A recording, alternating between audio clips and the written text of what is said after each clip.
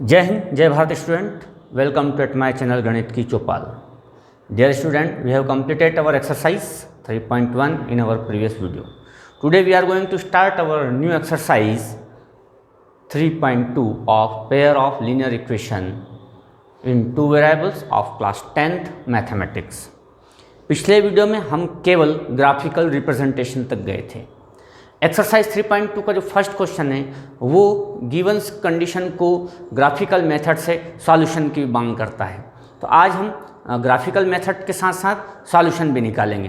तो कैसे एक ग्राफिकल मेथड से लीनियर इक्वेशंस का सॉल्यूशन फाइंड आउट होता है ये आज हम समझेंगे। तो student, exercise 3.2 question number first. 10 student of class 10th took part in the mathematics quiz. 10 student, ये हमारी कंडीशन फर्स्ट है, इसी से हमारी इक्वेशन फर्स्ट बनेगी। If the number of girls is 4 more than the number of boys, ये हमारी हो गई condition second. Find the number of boys and girls who took part in the quiz. Number of boys and number of girls, ये हमारी unknown quantity है। तो जो unknown quantity है हम उसको सपोज मान करके चलते हैं। तो हमारा जो सॉल्यूशन है उसमें हम सबसे पहले मानेंगे लेट द नंबर ऑफ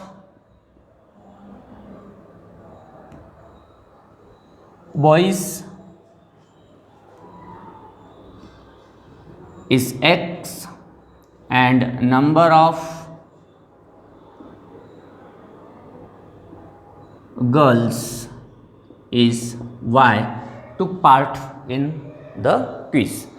ये हमारी यहाँ से स्टार्टिंग होती है। अब जो कंडीशन फर्स्ट की अगर हम बात करें तो कंडीशन फर्स्ट हमें ये कहती है 10 students of class 10th took part in the mathematics quiz. 10 student, कितने गर्ल्स है कितने बॉयज़ है ये नहीं पता है, लेकिन दोनों मिलकर के 10 है, means x plus y is equal to 10। ये हमारी फर्स्ट इक्वेशन आ जाती है। सेकंड कंडीशन क्या है student? Condition second, condition second में वो कहता है द नंबर ऑफ गर्ल। अगर आप डायरेक्ट लैंग्वेज नहीं दे सकते तो आपको लिख लेना चाहिए नंबर ऑफ गर्ल। लिख लिया हमने यहाँ पर। इज की जगह हम लगा देते हैं is equal to number of girl is 4 more than the number of boys. तो नंबर ऑफ बॉयज से 4 ज़्यादा, 4 more than the number of boys means word को वर्ड में ही लिख लिया। अभी हमने डायरेक्ट मैथमेटिक्स में कन्वर्ट नहीं किया, मैथमेटिकल लैंग्वेज में कन्वर्ट नहीं किया। तो जो कहता है उसको हम फॉलो करते हैं। The number of girl is 4 more than the number of boys, 4 more than the number of boys, ये लिख लिया। अब आप देखें कि नंबर ऑफ गर्ल्स कितनी हमारे पास, तो नंबर ऑफ गर्ल्स हमने माना है y, तो नंबर ऑफ गर्ल्स हो गई y। नंबर ऑफ बॉयज़ कितने हैं, तो नंबर ऑफ बॉयज़ है हमारे पास x, तो नंबर ऑफ बॉयज़ की जगह x प्लस 4। आप चाहे तो x को इधर ले आए तो भी ठीक है, नहीं भी लाए और ऐसा का ऐसा भी रहने दें तो भी कोई दिक्कत नहीं है, हमें बेनिफिट ही मिलता है। इस तरह से हमारे पास 2 लीनियर इक्वेशंस आ गई हैं। अब इन लीनियर इक्वेशंस से हम बनाएंगे ग्राफ, और ग्राफ से फिर हम निकालेंगे सॉल्यूशन। पहले के वीडियोस में मैंने भी ग्राफ किस तरह से ड्रॉ किया जाता है समझाया था, लेकिन आज फिर हम एक ग्राफ ड्रॉ करेंगे, उसकी हेल्प से सॉल्यूशन तक पहुंचेंगे। हमारी इक्वेशंस के बनने के बाद जो हमारा सबसे मेन काम है वो है ग्राफ पर प्लॉट करना। तो हमारी पहली इक्वेशन है x plus y is equal to 10। इसमें हम y या x को उधर ट्रांसफ़र कर देते हैं, हम x को उधर ले गए तो y is equal to 10 minus x. अब इसके बिहाफ पर हम एक टेबल बना सकते हैं। कम से कम 3 पॉइंट्स हमें फाइंड आउट करना चाहिए। हम कम से कम 3 पॉइंट फाइंड आउट करेंगे, आप ज़्यादा भी कर सकते हैं लेकिन 3 से कम नहीं।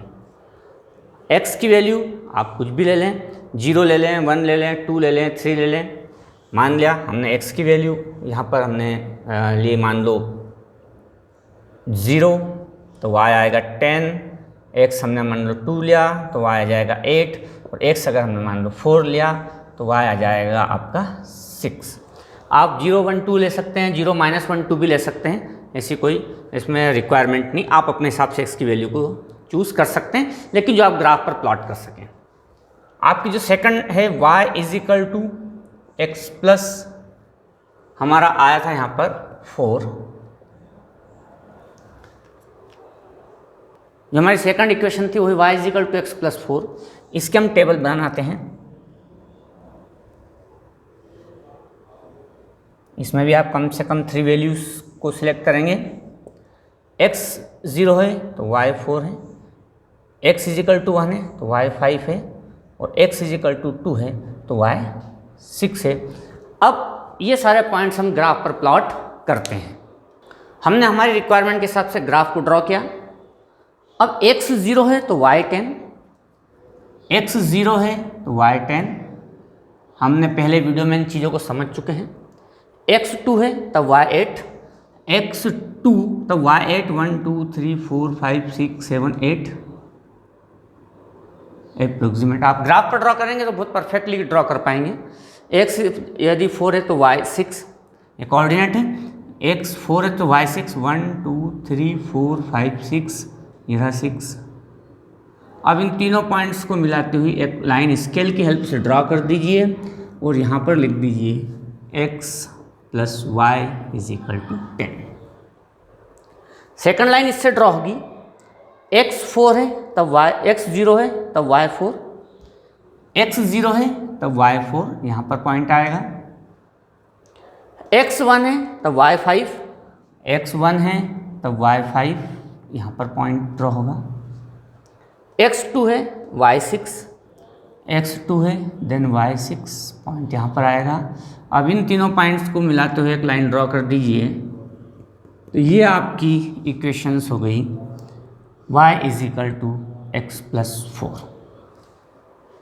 फ्रेंड यहाँ तक तो हो गया आपका ग्राफिकली रिप्रेजेंटेशन, लेकिन अब यहाँ से सॉल्यूशन कैसे आता है? तो जहाँ पर दोनों लाइन इंटरसेक्ट करती हैं, जहाँ पर दोनों लाइन इंटरसेक्ट करती है वही पॉइंट सॉल्यूशन है इन दोनों इक्वेशंस का, मीन्स उस पॉइंट के कोऑर्डिनेट। तो आप देखेंगे कि इस जगह पर ये दोनों लाइन इंटरसेक्ट कर रही हैं और इसके जो कोऑर्डिनेट हैं वही सॉल्यूशन है। तो आप परपेंडिकुलर ठीक नीचे आइए, जहाँ पर ये x को इंटरसेक्ट करेगा वही x की वैल्यू होगी। मेरी वैल्यू यहाँ पर पॉइंट में आ रही है, उसका कारण है कि मेरा जो ग्राफ है वो परफेक्ट नहीं है, लेकिन जब आप ग्राफ पेपर पर बनाएंगे तो आपकी वैल्यूज़ परफेक्ट आएंगी। और यहाँ पर आप x एक्सिस के पैरेलल y की ओर बढ़िए, y एक्सिस की ओर, तो जहाँ पर ये y को क्रॉस करेगा वो होगी y की वैल्यू। इस तरह से x और y की वैल्यूज़ आती हैं। तो जब दो लाइन इंटरसेक्ट करती हैं तब सॉल्यूशन फाइंड आउट होता है। अब यहाँ पर आपके दिमाग में ये क्वेश्चन आ सकता है कि by the way line intersect ना करें, मीन्स पैरेलल, ऐसी कंडीशन में क्या होगा? तब वहाँ नो सॉल्यूशन, मीन्स कभी भी कोई सॉल्यूशन नहीं आएगा उसका। तो इस यहाँ से एक जो है रिजल्ट क्लियर होता है कि जब दो लाइन इंटरसेक्ट करते हैं, when two lines are intersect each other, then the intersecting point is the solution of our equations x and y, intersecting point. When two lines never be intersect each other, when we extended both side up to infinity, means both lines are parallel, means there is no solution. अगर दो line एक दूसरे को intersect नहीं करती है तो फिर वहाँ नो सॉल्यूशन। इसलिए हर लीनियर एक पेयर ऑफ लीनियर इक्वेशंस का सॉल्यूशन अवेलेबल हो ऐसा जरूरी नहीं। तीसरी सिचुएशन ये हो सकती है कि दोनों लाइन एक दूसरे को कवर कर ले, कंप्लीटली कोइंसिडेंट, तब हम क्या कहेंगे? तब हम कहेंगे मैनी इनफाइनाइट सॉल्यूशन। वो सिचुएशंस कहलाएगी मैनी इनफाइनाइट सॉल्यूशन। तो फिर यहाँ पर कौन सा सॉल्यूशन है? ये यूनिक सॉल्यूशन है, इसको हम कहेंगे यूनिक सॉल्यूशन, क्योंकि two lines never be intersect more than one point. तो यहाँ पर एक ही पॉइंट पर इंटरसेक्ट कर रही है, तो ये कहलाता है यूनिक सॉल्यूशन। इसलिए अगर यूनिक सॉल्यूशन निकलता है वही परफेक्ट और कंप्लीट सॉल्यूशन होता है टू लीनियर इक्वेशंस का, जो यहाँ से हमको समझ में आता है। तो आप इस इंटरसेक्टिंग पॉइंट से डाउनवर्ड डायरेक्शन में परपेंडिकुलर आइए, जहाँ पर वो एक्स एक्सिस को क्रॉस करेगा वो एक्स की वैल्यू होगी, और एक्स के पैरेलल आप जाइए वाई एक्सिस की ओर, जहाँ पर वो वाई एक्सिस को क्रॉस करेगा वो वैल्यू होगी वाई की। इस तरह से ग्राफिकल मेथड की हेल्प से हम सॉल्यूशन फाइंड आउट कर सकते हैं। और यहाँ से यही पता चला यूनिक सॉल्यूशन कब निकलेगा, when two lines are intersect each other. No solution when two lines are parallel. Many infinite solution when one line overlap another line, means coincident. In this situation many infinite solution. Okay. Exercise 3.2 का question number 1, उसका second question आप easily कर सकते हैं। हमने जो पहले वाला वीडियो में एप्पल और ग्रेप्स वाला जो क्वेश्चन कहता है, ठीक वैसे ही यहाँ पर पेंसिल और पेन वाला क्वेश्चन आप इजीली सॉल्व कर पाएंगे, इसलिए इसमें कोई प्रॉब्लम नहीं है। इसके बाद हम करते हैं क्वेश्चन नंबर 2 को सॉल्व। क्वेश्चन नंबर 1 में हमने देखा कि यूनिक सॉल्यूशंस, पैरेलल लाइंस और कोइंसिडेंट लाइंस अभी हमने समझा। तो क्या दो इक्वेशंस को जब हम ग्राफ पर प्लॉट करेंगे तभी हम देख पाएंगे कि उनका बिहेवियर कैसा होगा, कि वो इंटरसेक्ट करेंगी, पैरेलल होंगी या कोइंसिडेंट होंगी? ऐसा नहीं है। आप बिना ग्राफ पर प्लॉट किए भी आप दो इक्वेशंस के बिहेवियर्स को पता कर सकते हैं। कैसे पता कर सकते हैं? तो मान लिया कि आपके पास दो इक्वेशंस हैं, a1x plus b1y plus c1 is equal to 0, a2x plus b2y plus c2 is equal to 0। आप पहले a1 अपॉन a2 इसका रेशो फाइंड आउट कीजिए, फिर आप b1 अपॉन b2 इसका रेशो फाइंड आउट कर लीजिए सेपरेटली। इसके बाद आप c1 अपॉन c2 इसका रेशो फाइंड आउट कर लीजिए। Without graphical representation we can find out the behaviour of two linear equations. आपको ग्राफ पर जाने की जरूरत नहीं होगी। हमने इन दोनों में से a1 a2 का रेशो, b1 b2 का रेशो और c1 c2 का रेशो लिख लिया, निकाल लिया। अब कंपेयर कीजिए, इसका रेशो और इसका रेशो कंपेयर कीजिए, क्या सेम है? तो दो सिचुएशन बन सकती है, सेम हो भी सकता है, नहीं भी हो सकता है। बाय द वे सेम नहीं है फर्स्ट सिचुएशन, a1 a2 का रेशो इक्वल नहीं है b1 अपॉन b2 के। तो इसका मतलब यह है कि लाइन इंटरसेक्ट करेगी, तो यहाँ पर जो आपका रिजल्ट निकलेगा इंटरसेक्टिंग लाइंस। और अगर लाइन इंटरसेक्ट कर रही है मींस इसका यूनिक सॉल्यूशन होगा, यूनिक सॉल्यूशन।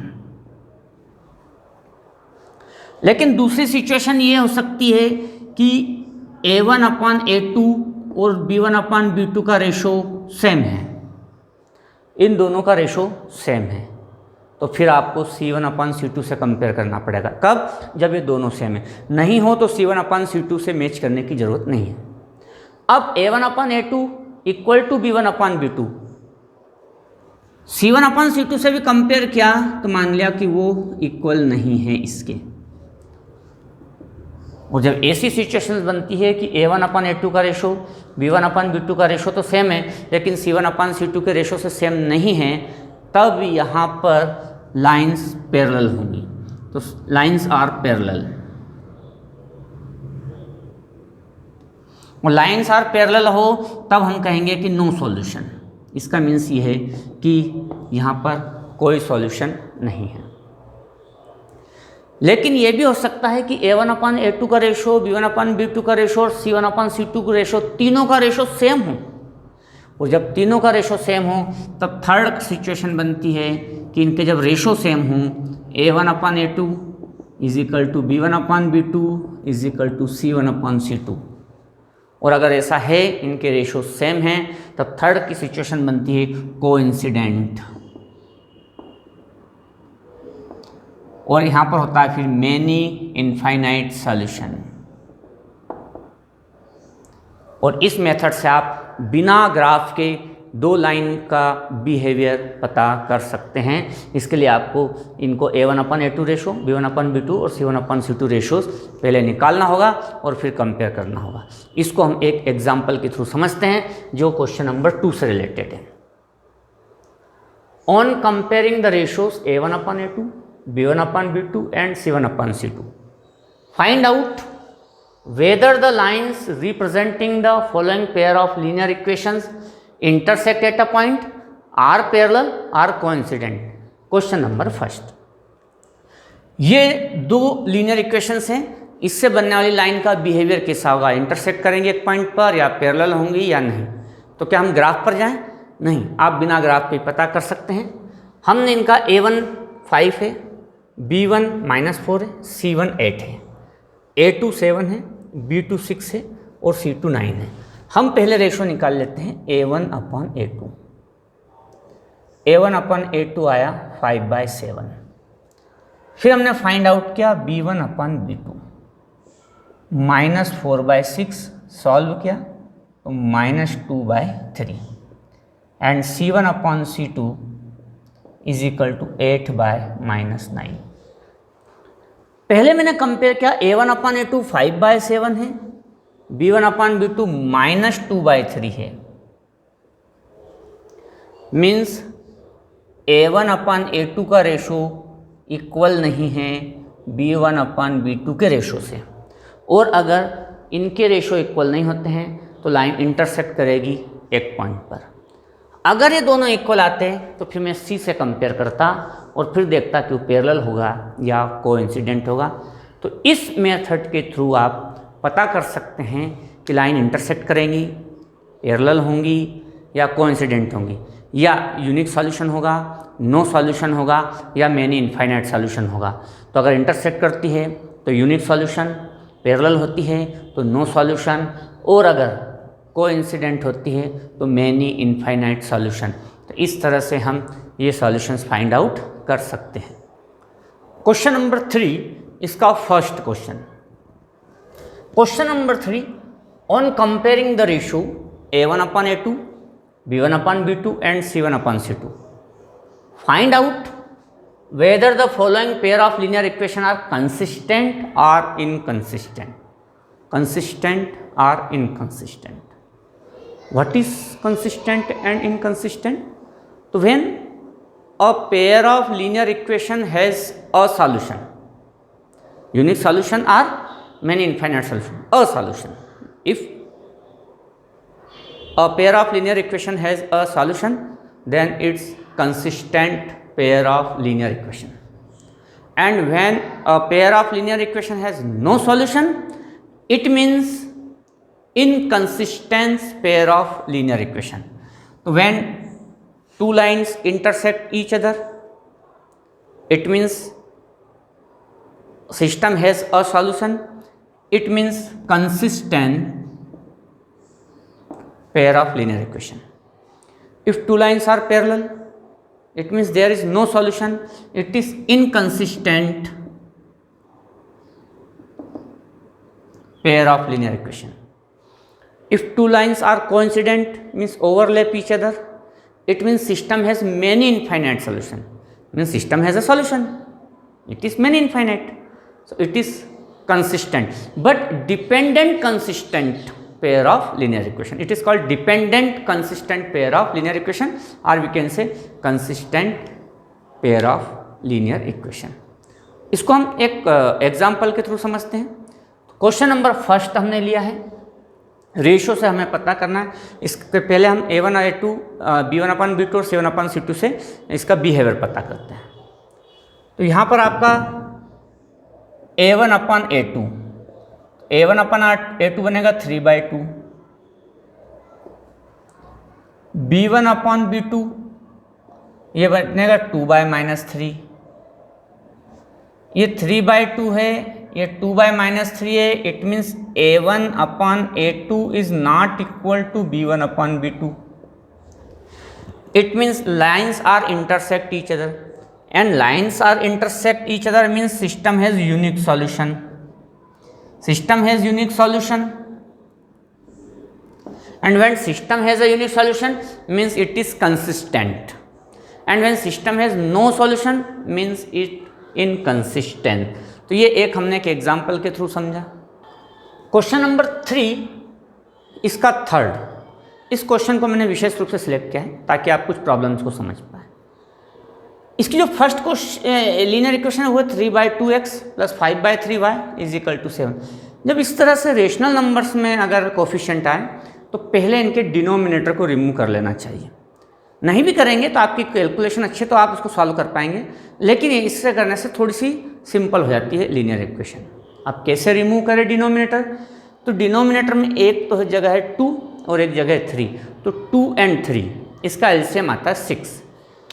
तो इक्वेशन फर्स्ट को 6 से मल्टीप्लाई कर दीजिए बोथ टाइम। यहाँ पर लिखना चाहिए आपको equation 1 multiplying by 6 both side, ऐसा कर लेना चाहिए। ऐसा करने से इक्वेशंस की वैल्यूज पर कोई फर्क नहीं पड़ता। जब मैं 6 से मल्टीप्लाई करूंगा तो सिंप्लीफाई हो जाएगा 2 3 जा 6, 3 3 जा 9x। यहां जब 6 से मल्टीप्लाई करेंगे 3 2 जा 6, 2 5 जा 10y, और बोथ साइड यहाँ पे मल्टीप्लाई करना पड़ेगा, ये आ गया 42। सेकंड ऑलरेडी सिंपलर फॉर्म में है। अब आप रेशो निकाल लीजिए इसके, a1/a2 a1/a2 9/9 मीन्स आया 1, b1/b2 b1/b2 ये आया 10/-10, ये -1, तो 1 और -1 सेम नहीं होते। इसका मतलब है a1/a2 is not equal to b1/b2, और when a1/a2 is not equal to b1/b2 it means system has a unique solution, intersecting line, system has a unique solution, and when system has a solution it means consistent। तो ये consistent है। when system has no solution means lines are parallel, then inconsistent, and when lines are coincident means system has many infinite solution, solutions तो है ना, चाहे many infinite हो solution है, तो consistent। इस तरह से हमने consistent inconsistent को समझा, लाइंस के बिहेवियर को समझा, unique solution no solution many infinite solution को समझा, और आप रेशो और ग्राफ दोनों से आप पता कर सकते हैं। इसको समझा, आप इसको अच्छे से सॉल्व कीजिए तो आप आसानी से क्वेश्चंस को समझ पाएंगे। फिर मिलेंगे नए सॉल्यूशन के साथ, तब तक के लिए जय हिंद जय भारत।